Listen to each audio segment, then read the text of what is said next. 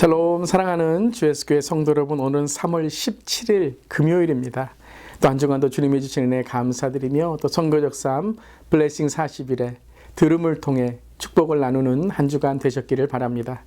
오늘 찬송가는 218장이고요. 내 마음과 정성을 다하여서 함께 찬양하시겠습니다.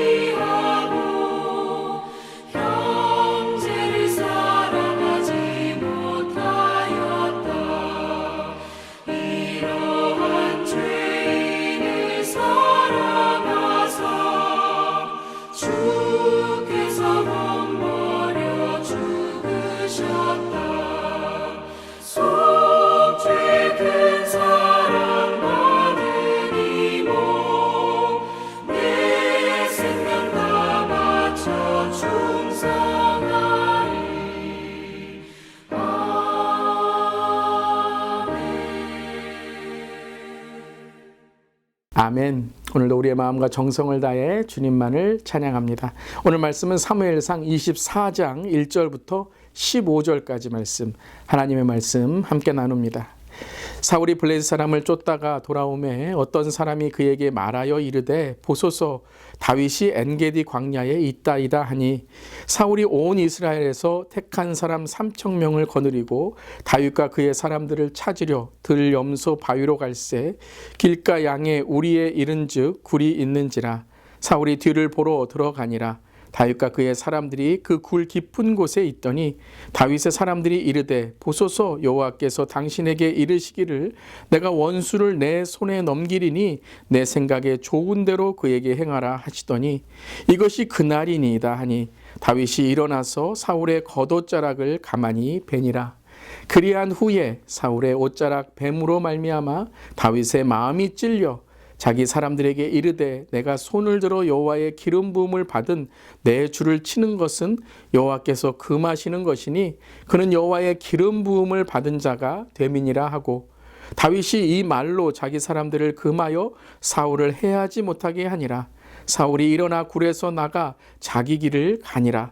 그 후에 다윗도 일어나 굴에서 나가 사울의 뒤에서 외쳐 이르되 내 주 왕이여 하매 사울이 돌아보는지라 다윗이 땅에 엎드려 절하고 다윗이 사울에게 이르되 보소서 다윗이 왕을 해하려 한다고 하는 사람들의 말을 왕은 어찌하여 들으시나이까? 오늘 여호와께서 굴에서 왕을 내 손에 넘기신 것을 왕이 아셨을 것이니이다. 어떤 사람이 나를 권하여 왕을 죽이라 하였으나 내가 왕을 아껴 말하기를 나는 내 손을 들어 내 주를 해하지 아니하리니 그는 여호와의 기름 부음을 받은 자이기 때문이라 하였나이다. 내 아버지여 보소서 내 손에 있는 왕의 옷자락을 보소서 내가 왕을 죽이지 아니하고 겉옷 자락만 베었은즉 내 손에 악이나 죄가가 없는 줄을 오늘 아실지니이다. 왕은 내 생명을 찾아 해하려 하시나 나는 왕에게 범죄한 일이 없나이다.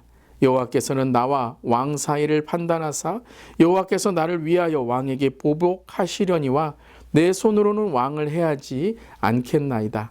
예 속담에 말하기를 악은 악인에게서 난다 하였으니 내 손이 왕을 해하지 아니하리이다. 이스라엘 왕이 누구를 따라 나왔으며 누구의 뒤를 쫓나이까? 죽은 개나 벼룩을 쫓음이니이다.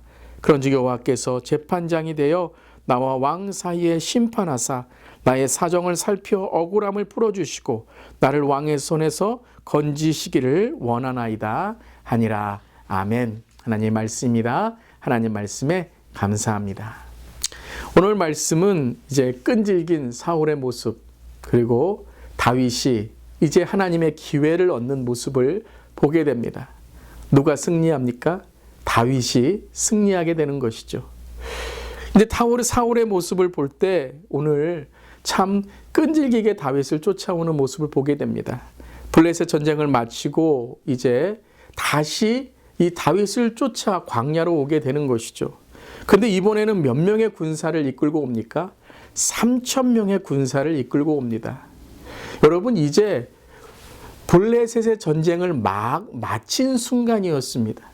그러면 그 많은 이 군사들이 얼마나 피곤하고 지쳐 있을까요? 그런데 이전보다 더 많은 군사들을 이끌고 다윗을 쫓아오는 모습을 보게 됩니다. 참 이 사울이 이 사사로운 감정에 묶여서 이 많은 군사들을 이 광야에서 낭비하는 모습을 우리는 보게 됩니다. 그리고 이 사사롭고 볼품없는 이 감정의 싸움이 사사롭고 볼품없는 곳에서 망신을 당하게 됩니다.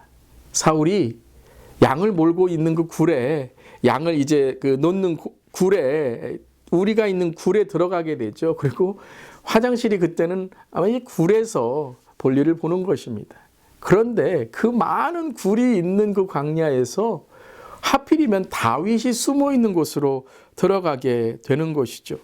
그때에 군사들이 말을 하게 됩니다. 다윗이여 그를 여호와께서 당신에게 이르시길 내가 원수를 내 손에 넘기리라 한 것을 생각에 좋은 대로 행하라 하시더이니 이제 그를 죽이자라고 하는 것이죠.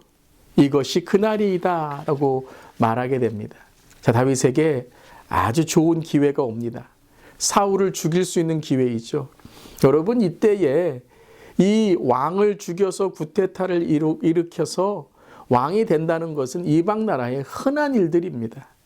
그러한 이 흔한 왕 쟁취의 왕의 경쟁의 이 일들에 다윗은 어떻게 반응합니까?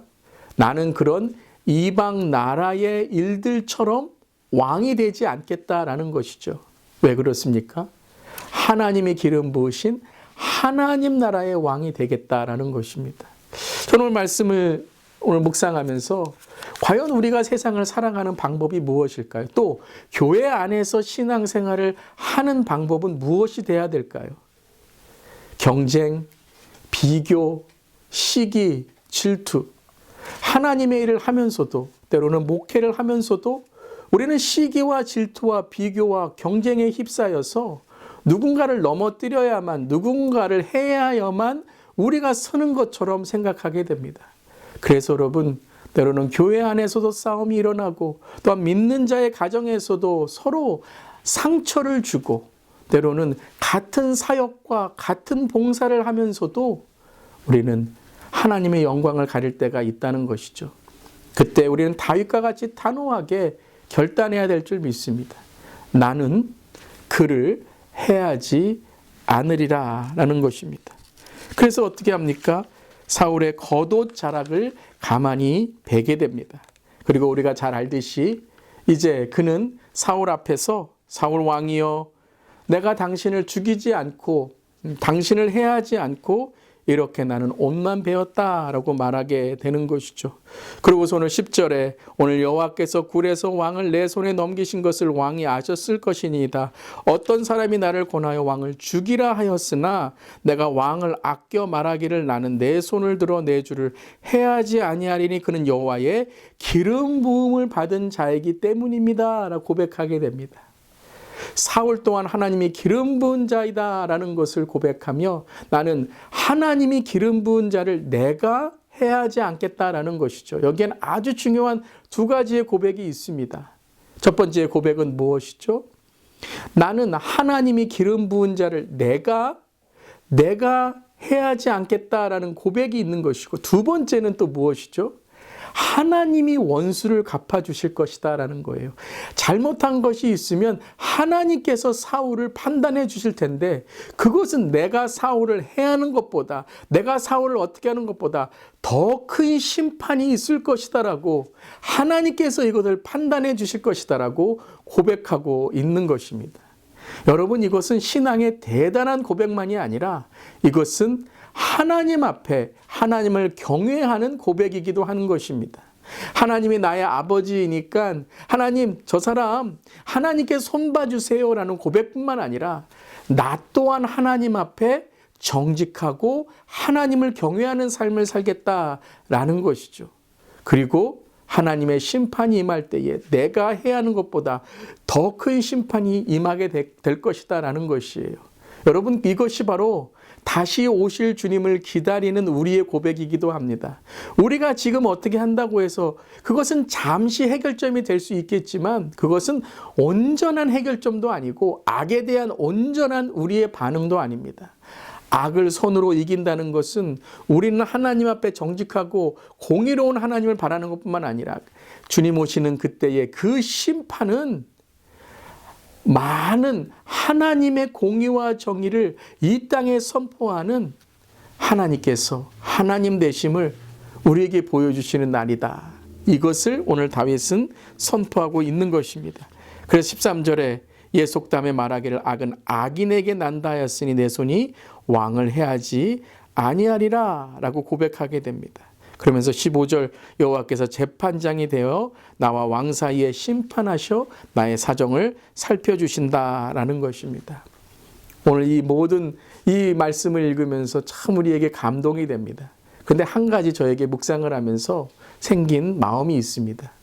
이것을 꾸며서 할 수도 있지 않겠습니까? 그냥 사울 앞에서 내가 배웠으니까 사울 앞에서 이제 자기 일을 쫓아오지 말라고 그렇게 어떤 외식적으로 꾸며서 하는 그런 말도 될 수 있지 않겠습니까? 그런데 오늘 저는 말씀을 가만히 읽으면서 5절 말씀이 가장 감동이 되는 말씀이었습니다. 5절입니다. 그리한 후에 사울의 옷자락 뱀으로 말미암아 다윗의 마음이 찔려.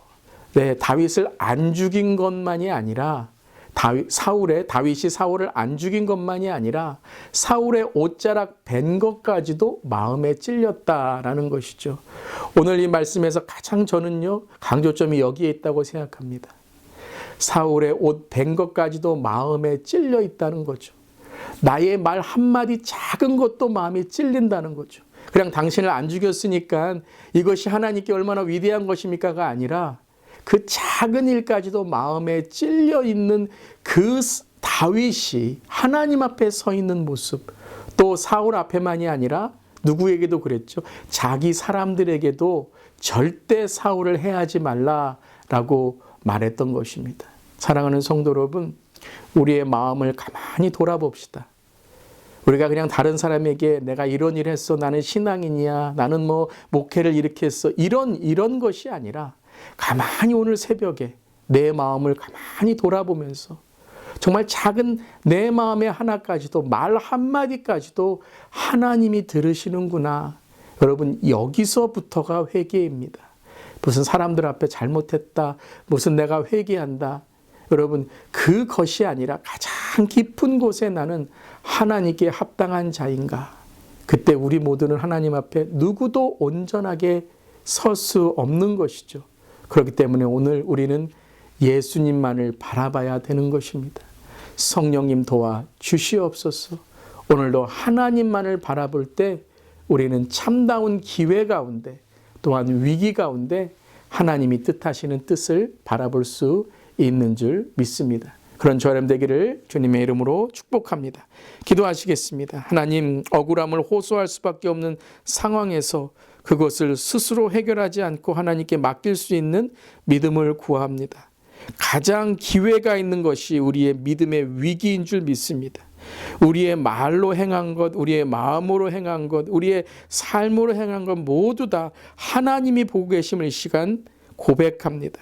하나님의 뜻을 묻는 기도하는 자가 되게 하시고 가장 큰 기회가 정말 하나님께 주시는 기회인지를 돌아보며 특별히 우리의 마음 깊은 곳에 어떤 의도와 우리의 생각이 있는지를 돌아보며 예수 그리스도가 우리의 마음에 계심을 항상 고백하는 우리 모두가 되게 하여 주시옵소서. 특별히 이 시간에 시기와 질투와 경쟁과 비교와 하나님의 일이라고 말로는 하면서 우리의 마음에 사람의 일들을 생각하고 있는 것이 있지 않나. 그 걸림돌을 오늘 이 새벽에 정말 주 앞에 내어놓고 주님, 우리를 깨끗하게 하여 주시옵소서 기도합니다.